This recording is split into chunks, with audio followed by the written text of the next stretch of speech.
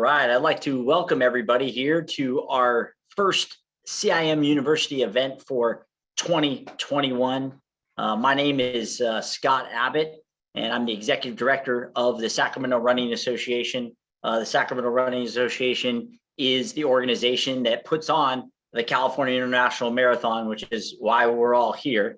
The California International Marathon, welcome to Crazy Town and the road to CIM. Thank you for joining us on that road to CIM. And for those of you guys who don't know or haven't been a part of the event before, it's one of the CIM is one of the nation's premier marathons. It's renowned for its great participant experience and first-class participant experience.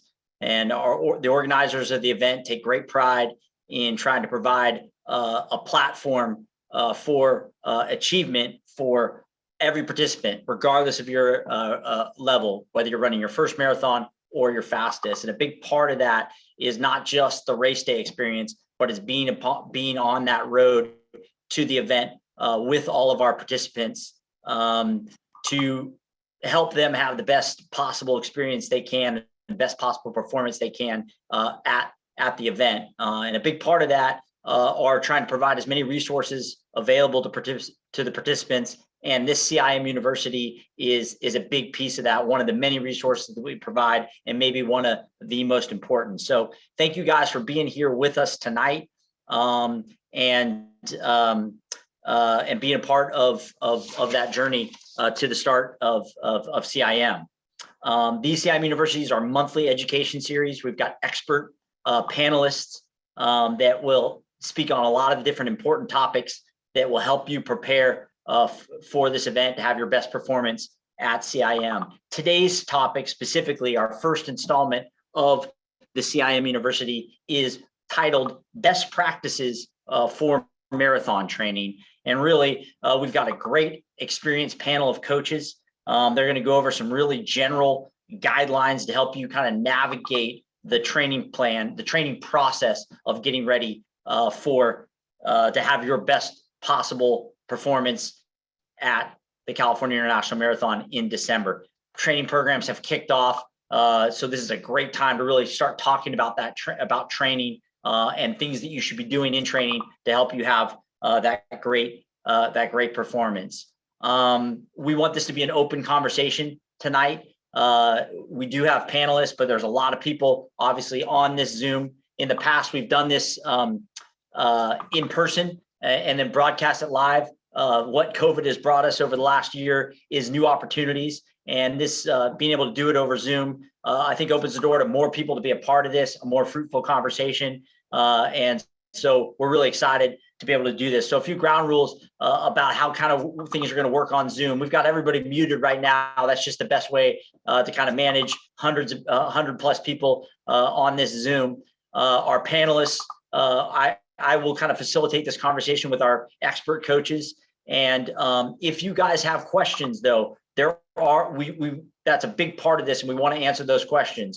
If questions come up, I definitely will set aside time at the end, maybe 15, 20 minutes at the end to answer questions. But if questions do come up about things that are being talked about, you can ask questions and we will try to get to those questions. If not, we will address them at the end. There are two ways in which you can ask questions and we can get those done. One is through the Zoom. You can use the raise hand function. At the bottom of your screen under the reactions tab, there's an opportunity there to hit raise hand. If you click raise hand, we'll see that your hand's up. We'll unmute you, and then you can go ahead and ask your question to the panel. If we leave your hand as raised, just keep it raised, and we may get to you later or at the end of the session. The other thing you can do is you can post questions directly into the chat. We will be following those. Some of them will answer directly in the chat if they're really, really simple, or we'll ask them to the panel and they'll get a chance to address those questions either as we're going or at the end.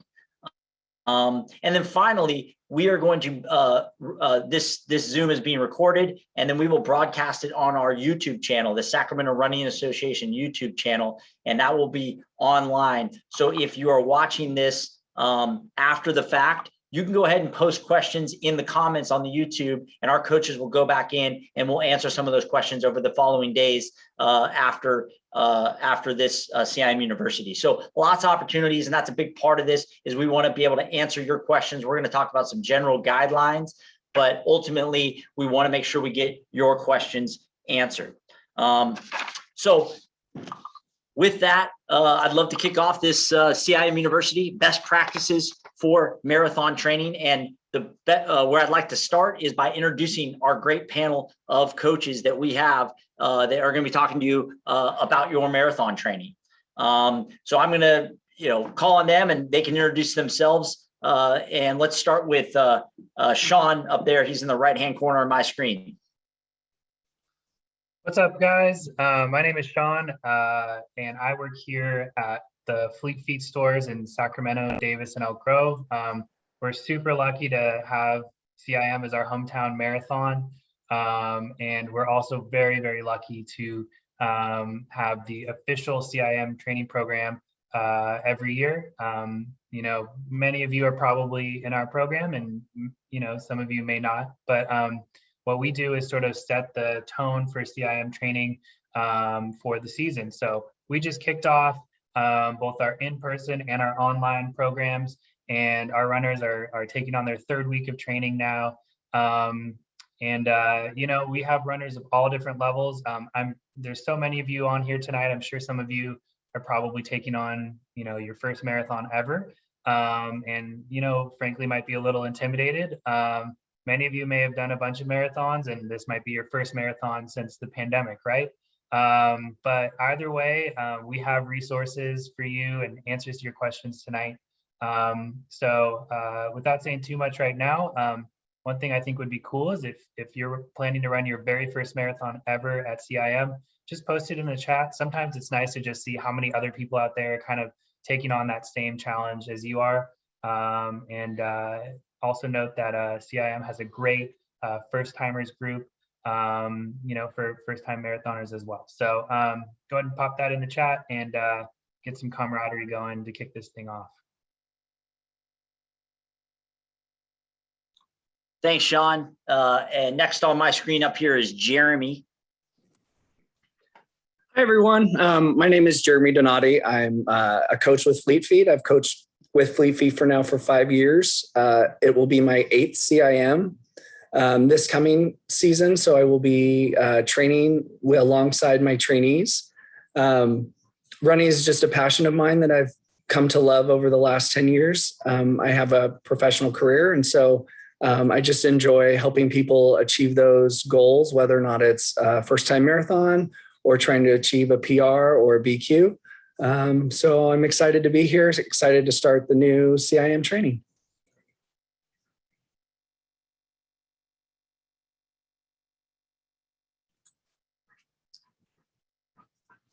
And Scott's on mute. I'm sorry. Thanks, Jeremy. And next up, Julie. Good evening, everybody. My name is Julie Burgess. I'm a coach at Fleet Feet Davis. This is my first year coaching with Fleet Feet for the CIM program. However, I've been blessed to run CIM the full marathon twice, once as the half duo and then once as a 4-person. So this race is really special to me. I look forward to helping you guys get through your first or however many marathons this has been for you. And I'm really excited to be a part of this panel tonight.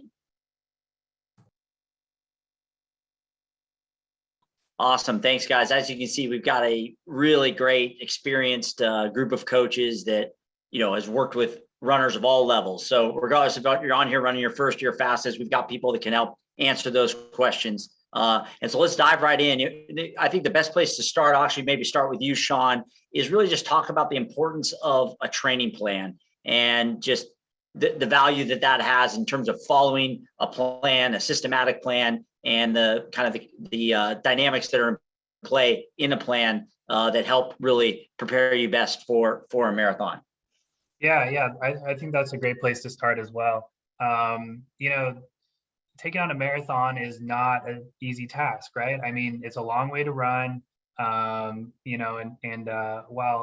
all of us certainly are capable, you want to make sure that you are preparing yourself adequately for the task at hand, right? I don't want to trivialize it. 26.2 miles is a long way to run. And so having a plan, a training plan that guides you, to that start line and ensures that you get to that finish line, is going to do a lot in terms of making sure that your marathon experience is good, that you avoid injury, and that you're getting the most out of what your body is capable of. So for us, when we think of a plan, we're thinking of, a multi-week, really calendared, organized training schedule. So for us here at Fleet Feet, our training starts 18 weeks before race day. There's a lot of other plans and formats out there, but generally you're going to need, several months of training, I would say, to adequately prepare your body, in a gradual fashion to take on that distance. So what a training plan is going to give you is the periodization that you need to, build upon your progress gradually to avoid injury and allow yourself to take on more and more rigorous running activities as you get closer to race day. It's also going to make sure that you're not doing too much. I think, in some things that you might take on in your life, being over-prepared is not a bad thing. But in running, sometimes our urge to be over-prepared can actually cause us to, maybe put ourselves at risk of injury. Some of those aches and pains start popping up and we can get derailed from that eventual goal. So a training plan will also kind of put a ceiling on the amount of activity you're doing. And once you're on a plan, the plan has all of those kind of specifics figured out, right? So all you have to do is show up, complete the assignments, and trust the plan. And if you're training with a training group like ours, or a coach, or following a plan that you maybe obtained somewhere else, you know that all of those things are figured out. And as long as you can stay consistent and stick to that plan, you will be well prepared to take on the marathon. That's great. Yeah. I think another big part of kind of the plan and really what it elicits is it really systemizes or kind of creates a systematic process for that theory of progression. And Jeremy, maybe you can kind of speak to how that plan really progresses people along. Yeah, I always like to, when we were in person, Scott, we always had two sides of the training plan. One side took us to the half marathon and the other side took us to the full marathon. And I really think that that's important to kind of think about. A lot of people start for their first marathon, some of them haven't even run a half marathon. So the idea that you're setting out to just train for a marathon is that's a lot to think about. So Fleet Feet training is set up that essentially, we have a halfway mark. We have a half marathon built in. We do our long run with Run the Parkway with SRA. So it's built in a way so that you can, even if you are a runner that only runs, at most 4 or 5 miles at a time, we can take you from that and bring you through our training plan all the way to a full marathon. And maybe Julie, you can maybe speak to that. What about that first timer, that beginner right now that is, maybe looks at the plan or has seen a plan and is a little overwhelmed that, hey, I've 5 or 6 miles, maybe the most I've ever run. And I'm looking at a plan that, not only has me working up to ultimately 26 miles, but maybe even in a few weeks, I might be running 12, 14 miles. And that seems a little overwhelming. Like how can you address that? Yeah, so it does seem overwhelming, and we've all been there, but our bodies are amazing things, right? And so with the right kind of training plan and given the right duration, so like Sean said, in our plan, it's 18 weeks. So given the right duration and kind of the right intensity, so even if it's a walk run plan or even straight running, our bodies adapt. So because our bodies are amazing, if we take it through that process, our bodies will adapt. So be in the moment. Don't look at it and say, I have to run 26.2 miles. Look at your training plan and say, wow, this week I have to run 12 miles. Run those 12 miles. Be in those 12 miles. Don't look at it as I have to run 26.2 miles in 18 weeks. Be in the moment. That's great advice. And you mentioned adaptation. I mean, really adaptation is it's like a performance enhancing drug, really. I mean, that's really how this whole thing works. And you start moving along and your body adapts to it and it can all of a sudden do more. And I think the thing we've been kind of circling around here at the beginning of this talk is I think that over the long run and that's obviously an anchor component of any training plan. And that is where you really see that progression.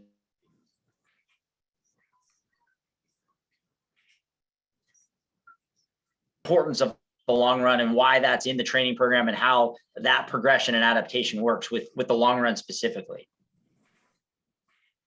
Yeah, sure. You froze up there for a sec, Scott, but I think you tossed it over to me.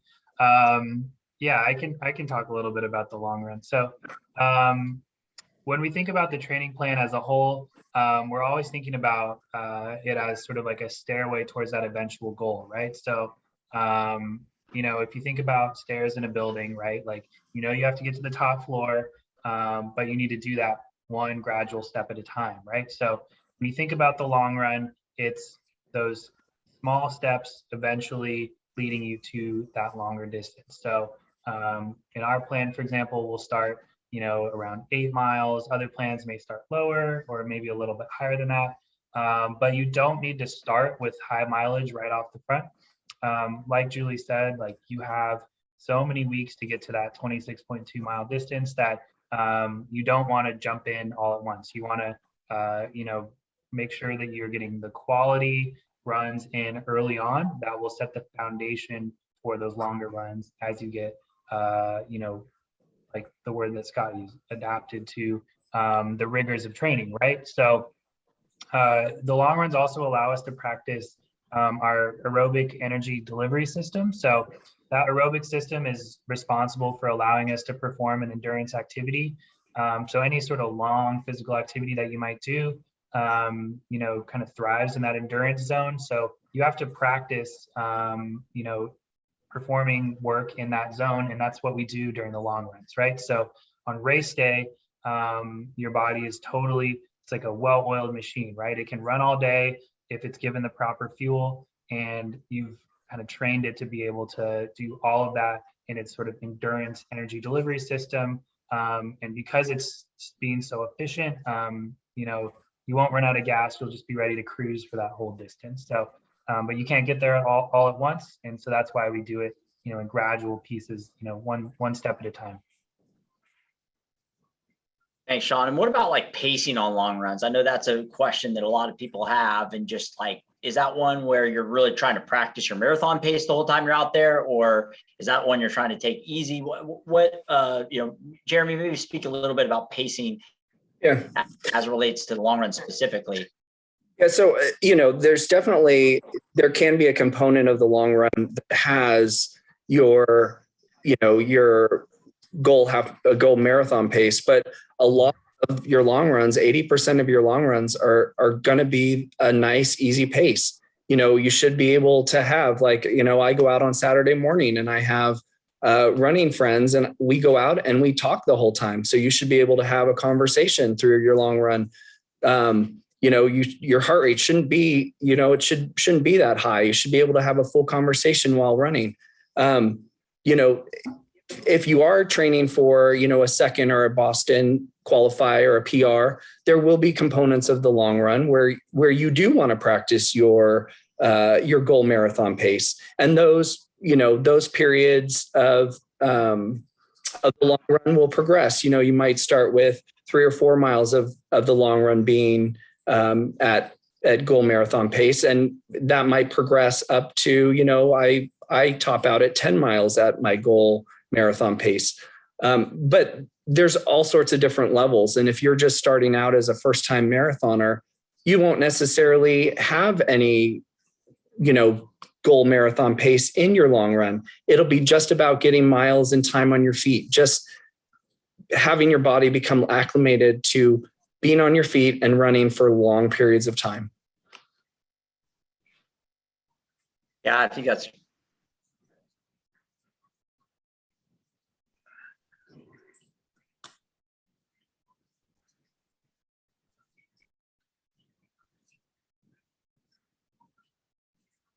Oops, sorry, you froze up there, Scott. You want to Sorry, push that yeah. switch again?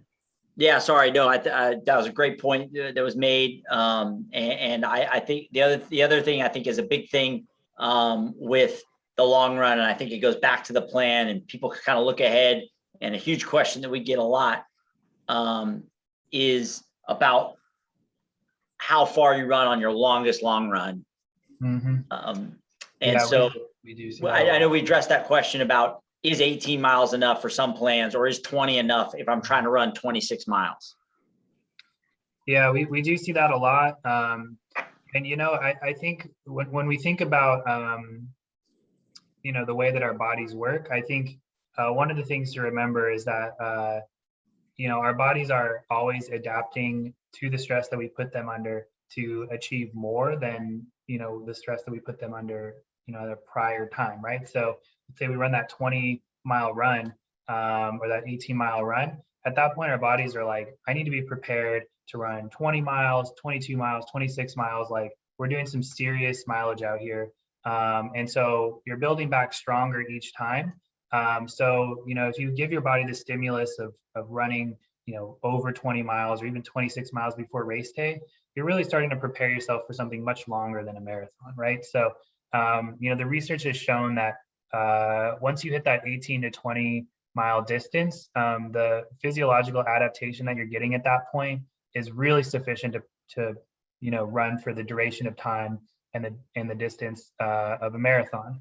The other thing that the research has shown is that once you break that kind of 18 to 20 mile barrier, you're kind of in the zone of diminishing returns, where each, you know, additional long run that you're doing beyond that 18 to 20 mile threshold is contributing less and less to your race day fitness, but the risk of injury at that point and, you know, the cumulative fatigue on your body is actually spiking your risk of injury quite a bit faster and to a greater degree than your fitness is increasing. So it is sort of a cost benefit analysis for a lot of runners, but based on our experience here coaching athletes, you know, 300, 400 athletes every year, you know, the kind of 18 to 20 peak for long runs proves to be successful for most athletes. And, you know, the research has really borne that out as well. So that's what we stick to.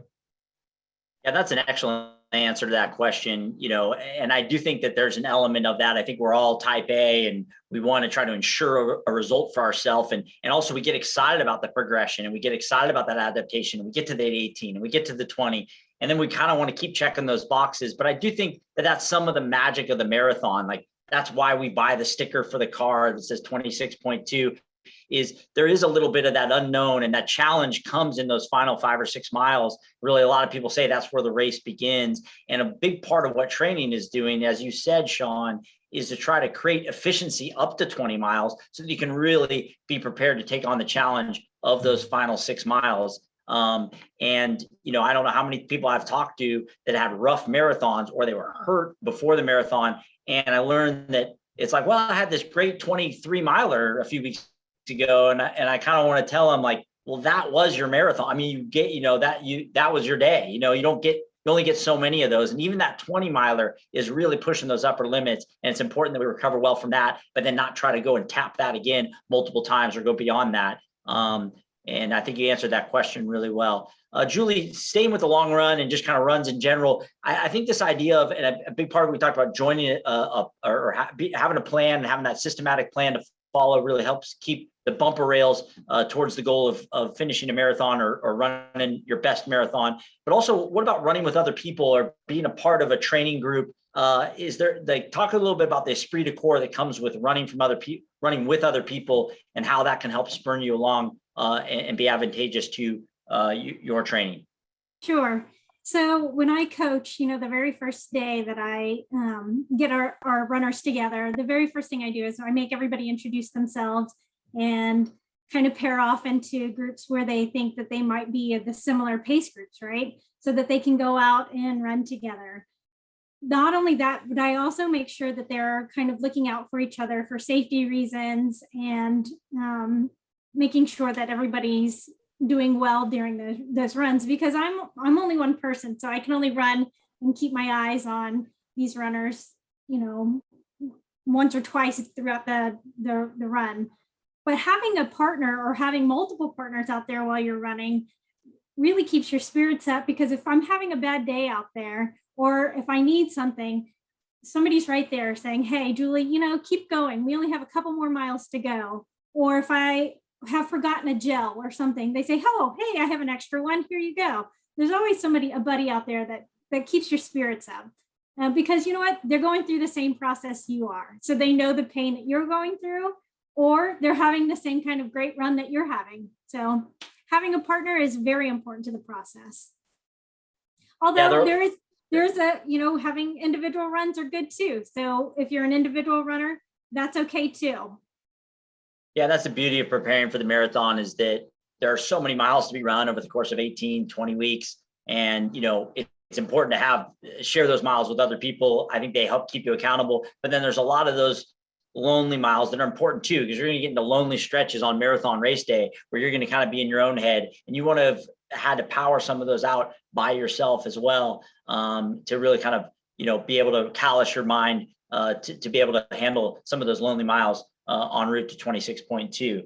So that's great. We've been referring to the training plan. And again, as Sean said, we have people here that are part of our official training program that here in Sacramento, but we also have an online training program. If you want to access that, there is a link on our website on runcim.org on the training and education resources. You'll see a link to the official training program, and there's both in-person and online options. So if you aren't here in Sacramento and you want to still looking for a plan to follow, that online option could be a great option for you. But even if you don't, there are so many great plans online that you can, follow that prepare people for marathons. What's great about the plans that we put together is they're definitely customized to get you ready for CIM and the dates that are associated with preparing for this race. But I just kind of wanted to answer that. A few people asked that question. And we're going to reopen that online training program online, so that for people that do want to join that, it will be open after tonight. Let's move on from the long run. Let's start talking about speed workouts. I know it's another big anchor to that training plan. There's usually at least one, if not two, in most training plans, speed workouts. And I know it's kind of a catch-all word, speed workouts, but really it's, we talked a lot about the paces of those long runs, but now there's other workouts that vary those paces. Sean, talk about the design of those, how they're placed in the training plan and the purpose of those. Yeah. I think oftentimes the speed work in the training plan can be one of the newer things to folks who are running their first marathon. And I think also, even those of us who've done like a lot of marathons, a lot of running, we're always looking for like the secret, right? Like what is the, what's the perfect workout, or what's the thing that's going to get us to that next level? And while there's no one thing, I do think the speed workouts do have benefit for everyone, even if, speed or, isn't necessarily your primary goal, right? So not all of us are going to be winning the race. Like, there's all those fast people up front, but most of us are just, running because we want to beat our personal time, or we want to cross this off our bucket list, right?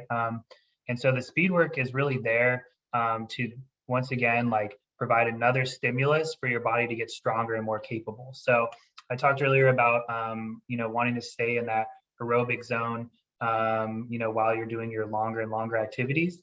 The way that you allow your body to create a larger bandwidth in that aerobic zone, basically to do more work and to do work longer while your breathing's under control, you're still able to fuel your body properly, is really to stress that top end of where you're not able to, control your breathing, where you might start feeling that burning sensation in your legs.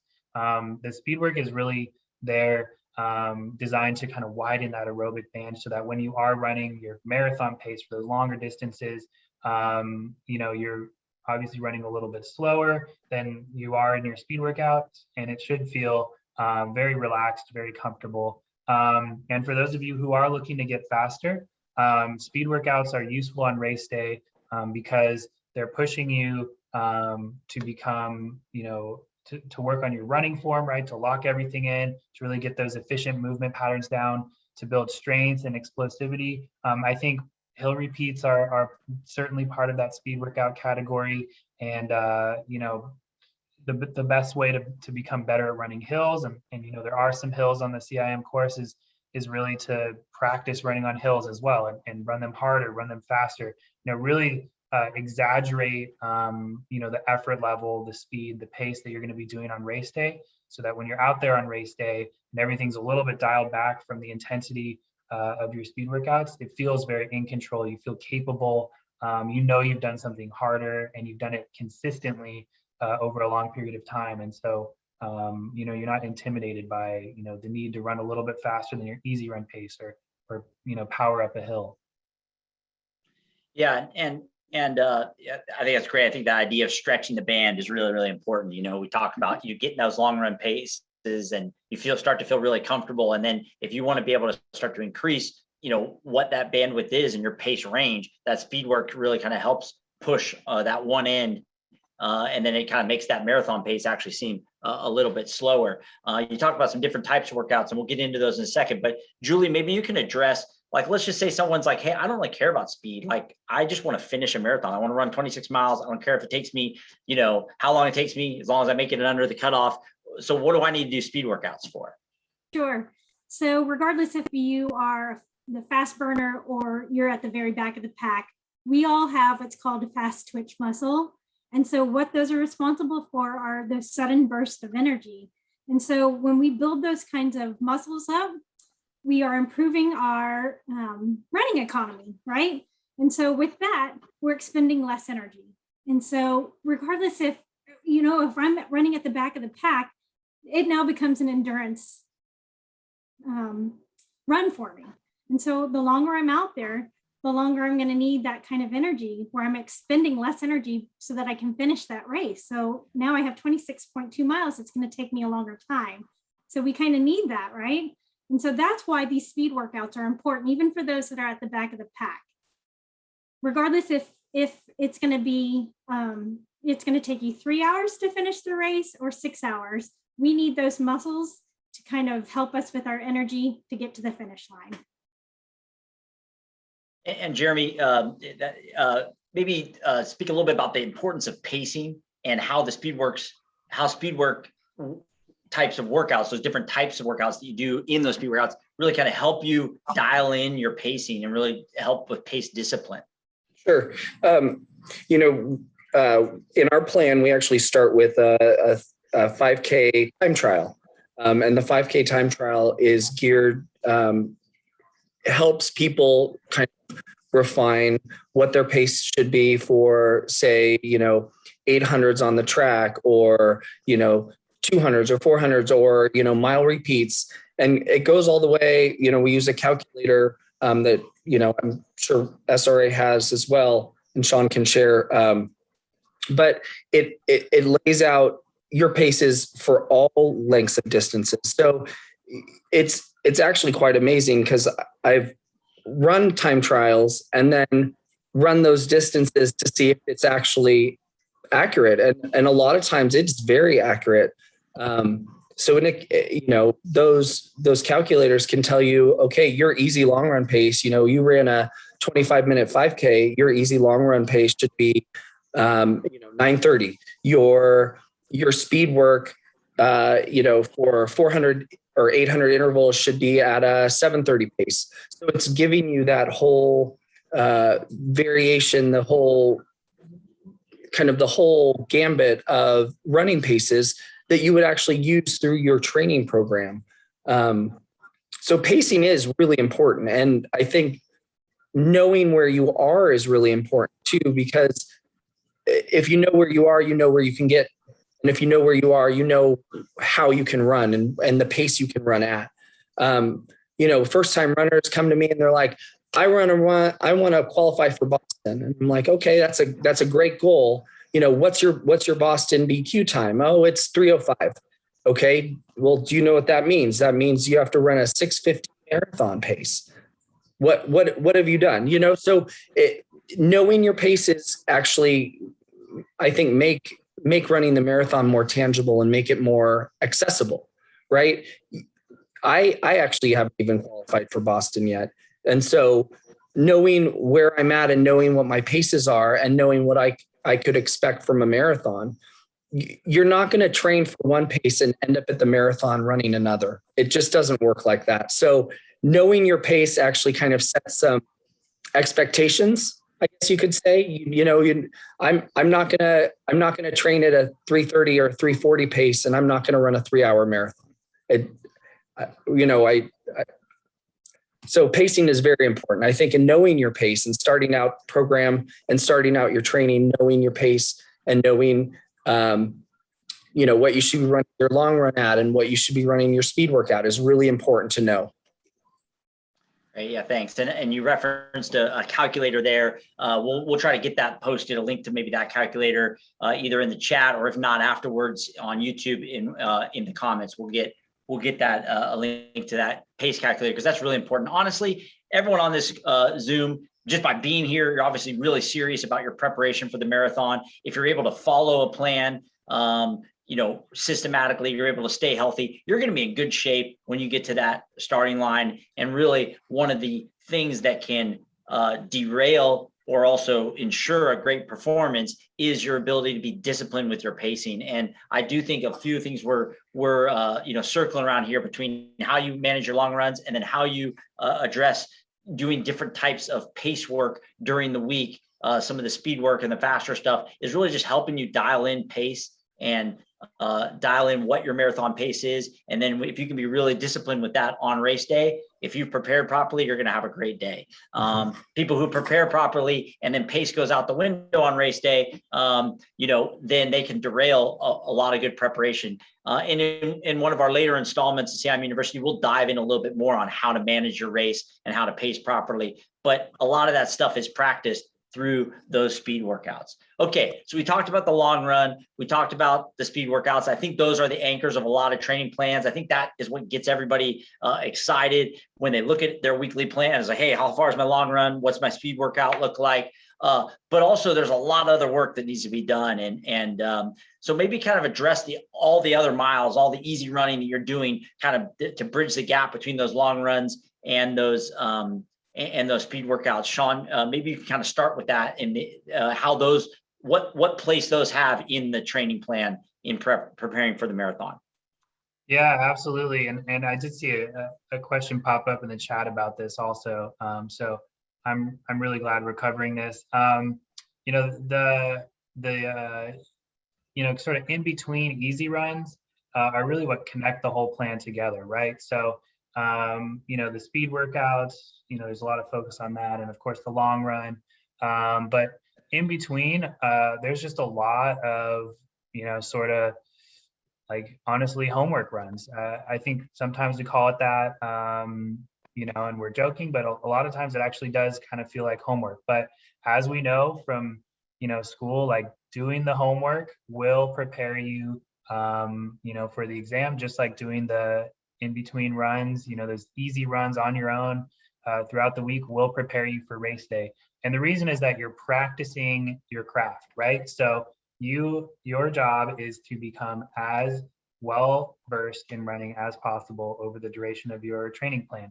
And by practicing it over and over and over again, running faster, running longer, running many days in a row, you will be prepared for the actual practice of running for a really, really long time on race day, probably at a pace that you maybe could have only dreamed of when you started out the program. So it keeps the stimulus on your body to continue to build fitness. It keeps that stimulus high. That's sort of a physiological benefit of it.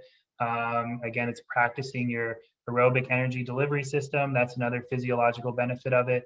And I think if you're working with a good coach or within a group training program, there's also a lot of opportunity in those, everyday sort of easy runs to practice your running form as well. So, we can always get better and more efficient in our movement patterns. And I think those, kind of daily easy runs are very helpful because you don't have, a speed assignment that you're working on or a long run where you need to think about fueling and those type of things. You're just cruising along and you can spend that time really getting in touch with your body and thinking about the way that you're moving if you have some pointers from, maybe a coach, you can start, integrating some of those things into your running as well. And then I think just the resilience that you build, mentally as well as physically by running multiple days on end, is something that you can fall back on in some of those later miles in the race, or even, weeks down the road when your training gets, a little more rigorous. You've done it for so many weeks on end, and it takes dedication, it takes resilience to stick with, something so consistently challenging. And so that's something to, think about as you're doing your easy runs, and also to fall back on race day, when things get a little bit challenging. Yeah, and I think that, we talk a little bit about intensity through speed workouts, and we talk about volume through the long runs, and really adaptation occurs when you have intensity, when you have volume, but you also need frequency. And it's not enough to just say, oh, I'm going to do this long run once a week on the weekends and maybe throw in a speed workout. What is the brass tacks? If we want to get down to brass tacks here, someone who's super busy or someone who's a very beginner, they don't have a lot of time. What is like the bare minimum that you guys like to see as coaches, or as you're advising people, that they would need to do kind of to bridge the gaps from a frequency standpoint? How much running would you like to see them doing between those speed workouts and the long runs? Jeremy, maybe you can take that. Yeah, even if you're just training for your first marathon, I really think you need, the speed work, you need a long run, and, at a minimum, maybe 2 other days of just easy miles on your feet. We have, in conjunction with SRA, Fleet Feet's training program, we have a beginning training program, we have an intermediate training program, and we have an advanced training program. And really, it starts out, the beginner is 4 days a week, the intermediate is 5, and the advanced is 6. Really, I don't think you can run a marathon just doing your speed work and just doing your long run. It's just not possible. Or it's going to be really. You can do anything, but we're talking about people on this call. It's about optimal performance. That's right. Trying to be the best. And I think that's a good call. Like when you start talking about 4 days, then that means you're running more than you're not. And Correct. That's, obviously 7-day week, you're running basically every other day. And I do think I agree with you. That's kind of that bare minimum, and that helps bridge the gaps and provide support for that long run. If you're stacking 14, 16, 18 mile runs without any other running, or not a whole lot of other running, you're not really providing enough support for that. And usually that's going to lead to injury. So Julie, do you have any thoughts about this in terms of those kind of, as Sean called them, homework runs? Sure. There was just a question on the chat asking, if you miss a homework run, should you make it up? So we're all human. We all have lives. We all, we get busy. And so should we make up those homework runs? My opinion is no, because our end goal is to make it to that finish line, and we all want to be healthy when we get there. And so if we start trying to stack up our runs, even if it's these little homework runs, we're only setting ourselves up for failure or the potential to get hurt or injured. And so my opinion is you skip that run and you just go on to the next one. I would agree with Julie. I would just say I totally agree with Julie. You miss a run or a homework run, the likelihood, in the totality of the 18 weeks and how many hours and miles that you are running in those 18 weeks, missing a 3 or 4 miler on an easy day is nothing. And, you want to stack it with another day, and you go out and you run like 6 or 8 miles. And on that 6 or 8 mile day, you pull a muscle, you do something you shouldn't. Now you've derailed your whole training because you were overly concerned with the minutia of like the schedule and not the totality of what you were really trying to accomplish. Yeah, I think that's a super important point. I think the most important thing in all of this, and it's come up a few different times, is consistency and following that plan. And you're right, the totality of the work. If you look at 18 weeks of work and all the miles that you're going to run between your long runs, your speed workouts, and all those homework runs, those all combine to aggregate to be what prepares you to run your best marathon and be in shape. There's no one workout, no one run that matters. I know we all get excited about that 20 miler. At the end of the day, if you didn't do a 20 miler and you only did 16, you're going to be fine, especially if you did all the other work too. So again, I think that all of those, and we've kind of used the analogy in the past of it's, getting ready for a marathon is like putting together a puzzle. Imagine you're putting together a puzzle of the Golden Gate Bridge, and each run that you do, every workout, every long run, every homework run is just another piece of that puzzle. And ultimately you want to place enough pieces of the puzzle so you can step back and see that it's the Golden Gate Bridge. If you don't get every single piece down there, it's okay. And no one piece is more important than the other. Yeah, maybe those long runs are super important, and they maybe are the corner pieces or the edges, but at the end of the day, all of those pieces add up to give you that totality of the work. And the most important thing is just being consistent and keep plugging away, and not get overly caught up in the plan, especially if there is an injury or something and you miss your 18 miler. Don't mean the next week you go try to squeeze it in somewhere right before your 20 miler, or maybe just do the 18 miler in the next weekend instead of the 20 miler, and that's okay. So I think that's a big part of this, and and I think that's kind of rings true through all this when we start talking about adaptation and consistency, from a philosophical standpoint. Those are all really, really great answers.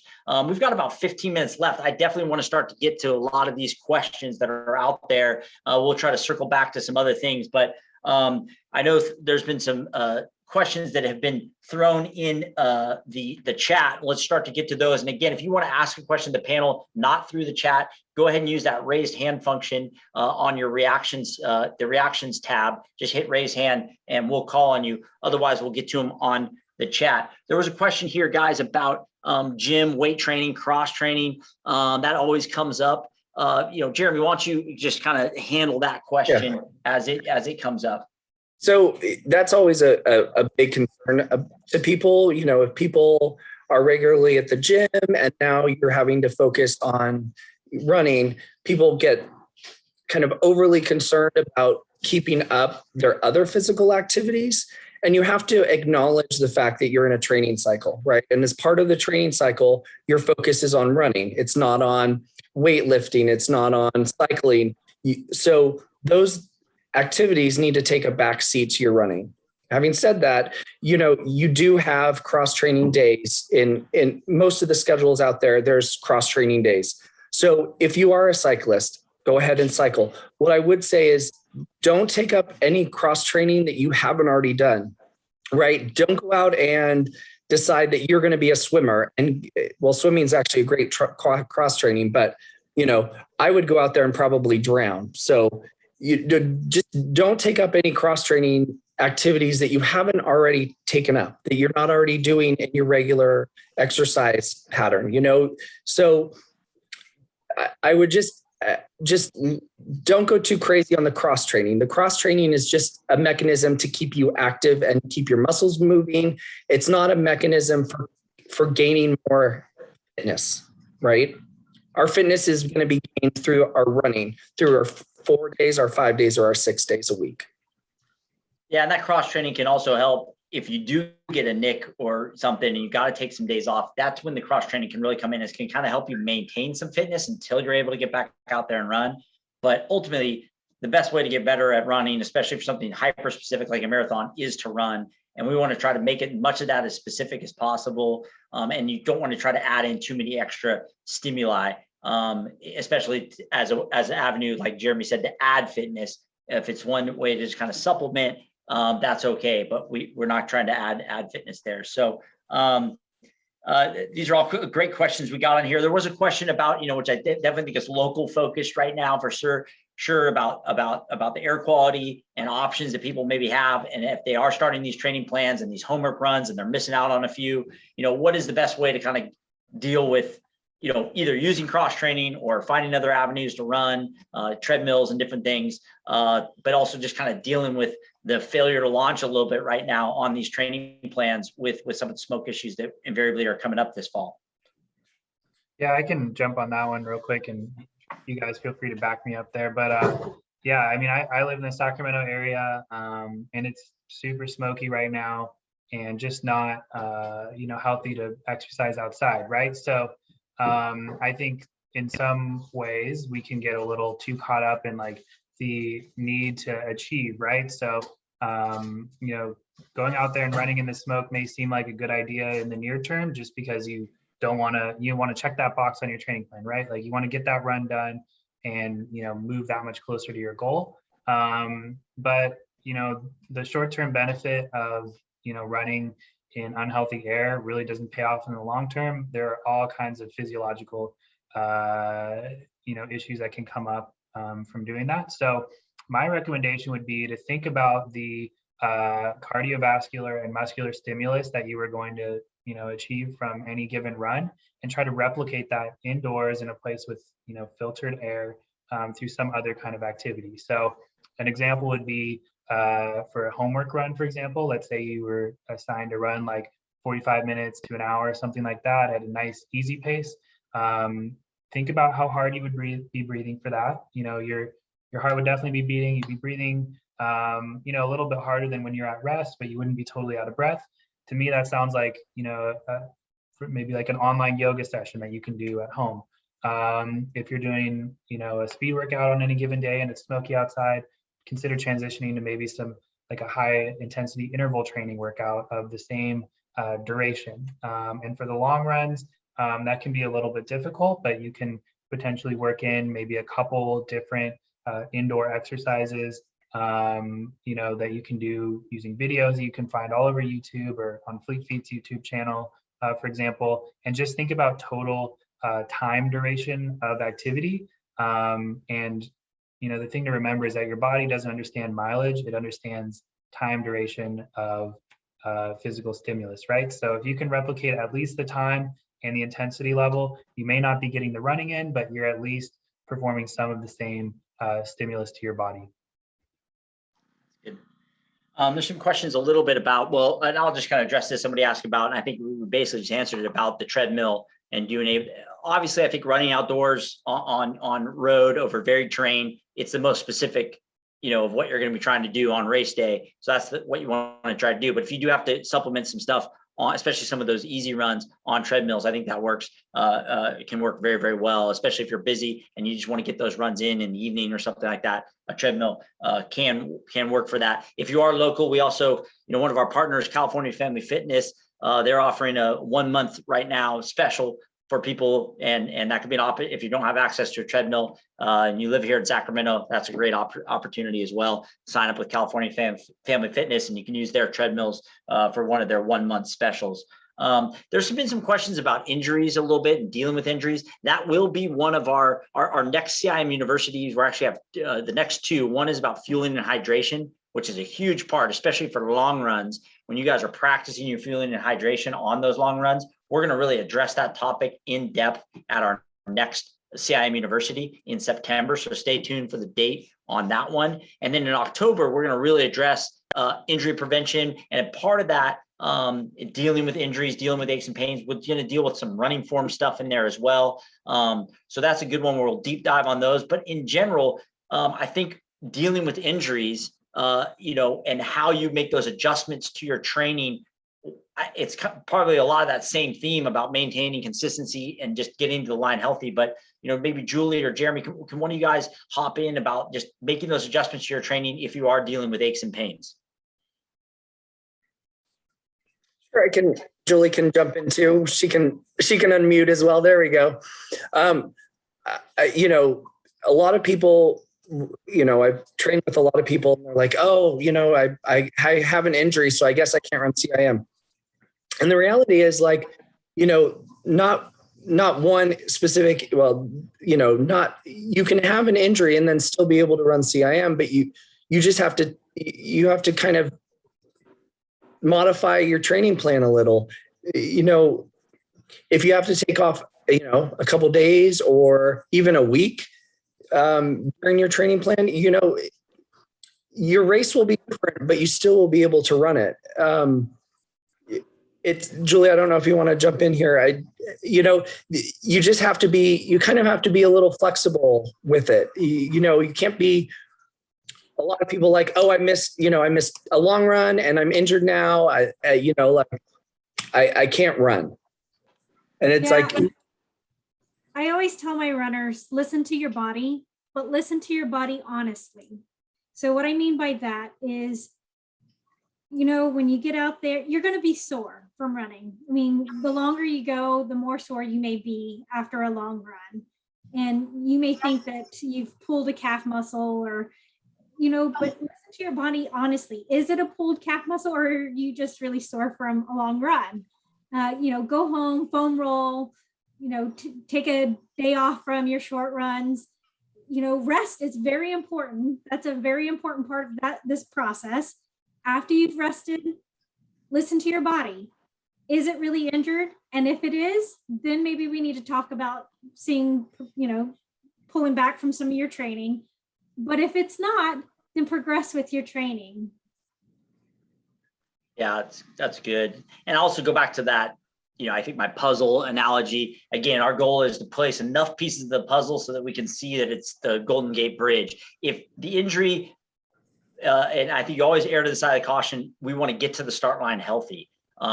And if we're one or two pieces short of where we would have been, but we get there healthy, we're better off than just trying to lay those extra pieces of cloud in the corner of the puzzle just to place those pieces. But then you get to the start line, you're not healthy. So at the end of the day, I think we do want to stay healthy. If the injury is so great that you don't lay enough pieces of the puzzle to tell that it's the Golden Gate Bridge, that's where you make the hard decision of like, hey, I don't know if I'm fully prepared for this. But ultimately, your job is to do enough training to lay enough pieces of that puzzle to get a good picture of it so that you're prepared for race day. And I think that's kind of just that general theme here, that no one workout is all that important. It's about staying healthy, being consistent, and keep plugging away through your progressions. There was a really good question here, I think, and it touched on something you talked about, Sean, we talked about the quantity of time spent running. And I think that actually doubles back on the long run discussion. If you're running the long run slower and you're out there for, a long time, that really what you're doing is you're callousing your body and preparing it for those final miles of the marathon. Those last miles of that long run really callous you for those final miles of the marathon because you're running actually slower than you're going to be on race day. But also the question about on our easy run days or our kind of homework days, can we break those up? Instead of a 45-minute run, can we do two 20-minute runs? So maybe talk about the philosophy there of like the 40-minute run versus the two 20-minute runs, or the hour run versus the two 30-minute runs, the pros and cons of both. Sean, you want to take that? Sorry, guys, I was on mute. Yeah, that's a great question. And I think, the temptation there maybe is to do some math and think about, maybe the total amount of minutes or total amount of miles in a week and just kind of reshuffle them around. But when we write a training plan, we're really thinking about single session duration and intensity, right? So one run of 40 minutes does not do the same thing to your body that two 20-minute runs do. And two 2-hour runs are not the same as one single run, right? So while there are certain situations where certain athletes may see some benefit from multiple training stimulus in a single day. So an example of that would be like a long run in the morning and then like a shorter shakeout run in the evening, or doubling up on your speed workout days. In general, most athletes, will not see a lot of benefit from that. And so you want to give your body the duration of stimulus at the intensity level that is written on your plan as accurately as possible. So, I understand that our schedules are busy. So my recommendation in a situation where maybe you don't have like an hour to run, consider running for 45 minutes or 50 minutes. Try to get as close to the intended duration as possible, rather than breaking the total duration into two much shorter sessions. The closer you can get to the duration and the more you can replicate the intensity, the more, the effects on your body will be accurate to what we were hoping to achieve by assigning that on your plan. Yeah, I agree with that too. I think, I would say even go as far as this, like if you can't get in the 45-minute run, you're almost better running 36, 37 minutes rather than two 20-minute runs, And so I do think that there is a time and place for that, like you said, that shakeout run, sometimes on a speed work day to go on, kind of flush the legs out. We want to get away from too many junk miles. You want to try to have purposeful miles. When you go out, there's a purpose to them, and those 40 to 45-minute runs on your easy days, they really are that, like you said, that aerobic stimulus that you need. Because I mean, you can take that to the extreme. If 2 20-minute runs is as good as a 40-minute run, why not 4 10-minute runs? It's like, well, there's probably not a ton of stimulus there. And so really at the end of the day, you're really trying to get that good solid run to get that aerobic stimulus in. If you want to, pepper in some easy kind of 20-minute, 25-minute shakeouts, like in the morning, just kind of get the blood flowing. If you're going to do a speed workout that evening, I've seen that be effective. But at the end of the day, I think that was a really good answer to that question. There's some quite a bit of questions about the plan still. I think that, there are some people on here that aren't a part of the official training program. Again, there's that online plan that you can sign up for on the website as well. But again, if you aren't having access to either of those plans, either our in-person or the online plan, again, there are plans that you can follow. And again, we started this by saying it's important to have a plan and really have that systematic approach to your training.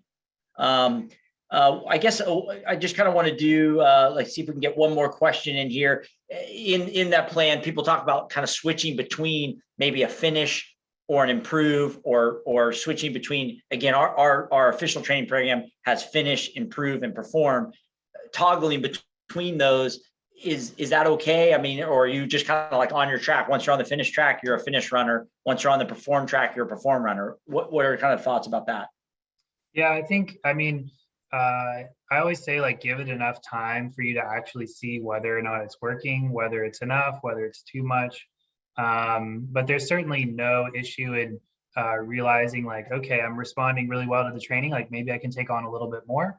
But just remember that it takes our bodies a little while to actually adapt and absorb the fitness, right? So generally, you don't want to make any decisions about increasing your training load as a whole without first seeing how your body responds to, like a complete 4-week cycle at the level that you're at, right?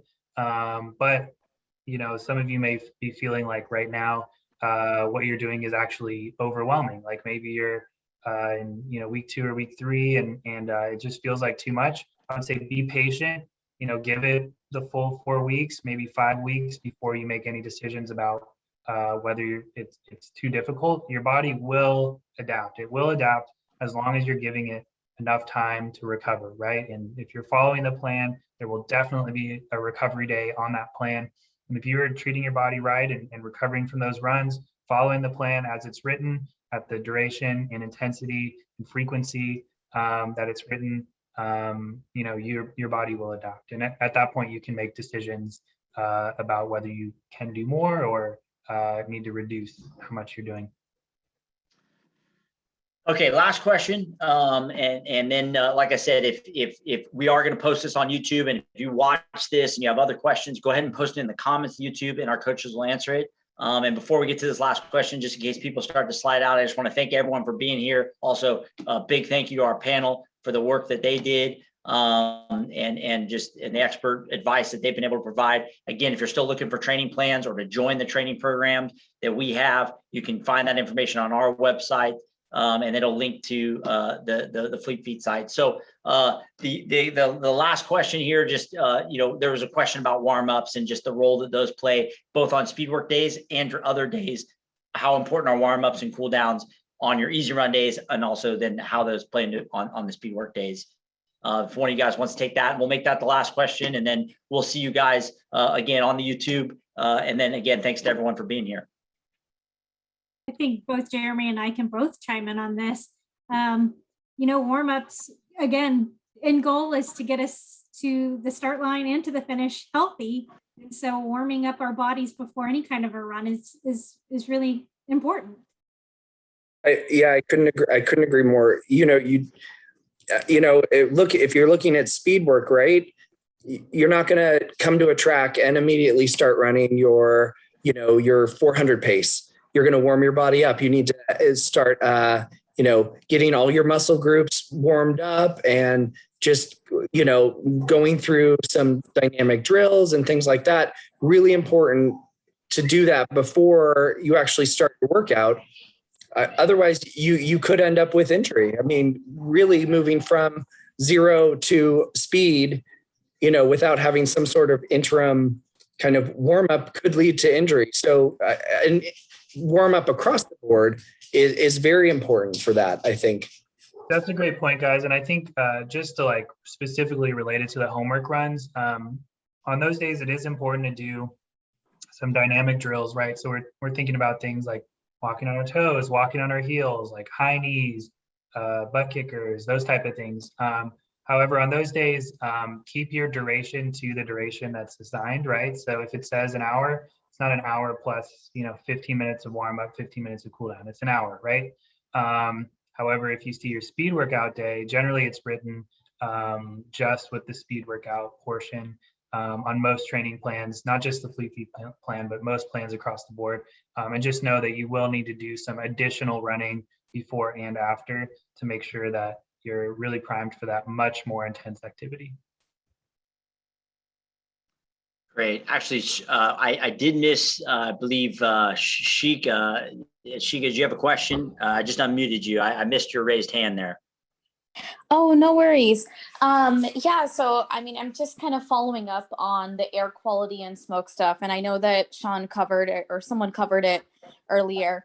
I'm just kind of wondering about, was there anything specific or different about, like if I'm in the in-person training program, is there anything specific or different about the virtual online one? And if so, are those functionalities available to those who are in the in-person program? So if in case, like if we end up going to an area with less smoke, for the weekend and stuff, and if we're in another area, like, do you know if there's any resources for us to just kind of be able to train? Yeah, that's a great question. I think Shika, probably what you're talking about is like, okay, let's say I go out of town and I want to do my speed workout somewhere else because I'm worried it's going to get canceled, or want to do my long run somewhere else because I'm worried that the smoke will cancel it. In that case, that would be a great opportunity for you to call the store. I'll chat with you personally and we can make a plan.